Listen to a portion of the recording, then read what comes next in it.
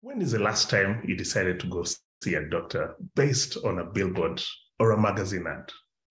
What about a Google ad or a social media influencer?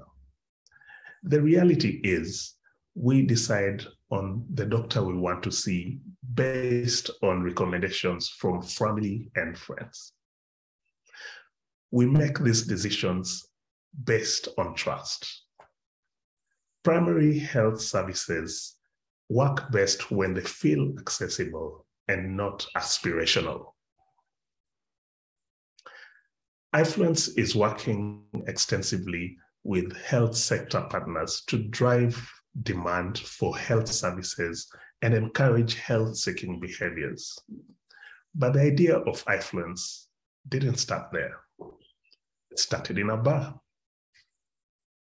In my previous job in 2011, I was charged with the responsibility of introducing and growing a new whiskey brand in Kenya, amidst dominant players who had been in the market for over 25 years plus.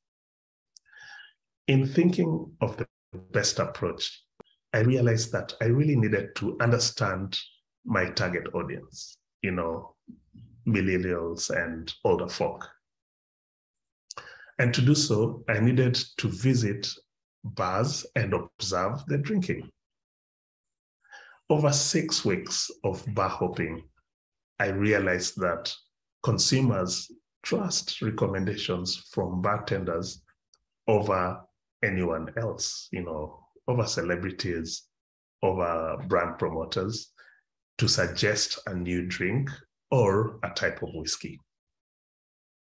I quickly started collecting contacts and growing a database of bartenders and started the first Bartenders Club. I then hosted whiskey nights every first Monday of the month to exclusively serve that whiskey, either straight or on the rocks or with a mixer or as a cocktail. But before the party started, I would do a 20 to 30-minute brand immersion, to tell the subtleties and delights of that whiskey. In 3 months, I had a database of 5,000 bartenders who in turn became my influencers. In 7 months, that whiskey brand shot from zero consumption to the highest selling whiskey in Kenya.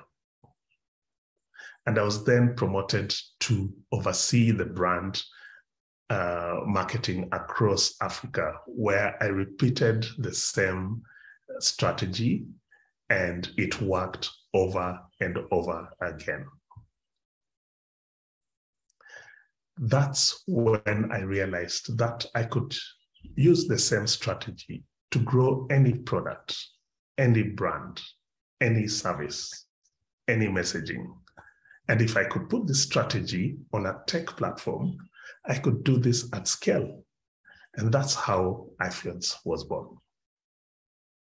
I founded AIfluence in January 2020 and had my platform ready by March 2020, just as COVID arrived on the scene. I realized that quite a number of NGOs and government aid agencies were looking for ways to reach the masses with an awareness of COVID and how to prevent or reduce its transmission. For our very first campaign, we were contracted by the HPCC consortium in Kenya that included UK Aid, which then was known as DFID, Unilever, and AMREF, to run a 3-month COVID response campaign across Kenya, driving behavioral change.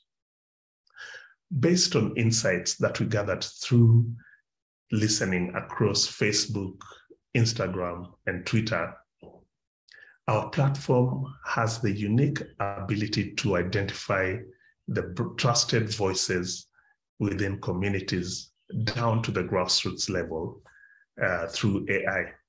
So it quickly singled out local health workers as the highly trusted sources of information on COVID in their communities, followed by youth leaders, religious leaders, and local businessmen. We identified over 3,000 AIfluencers, recruited and onboarded them to drive the COVID behavioral change campaign with resounding success.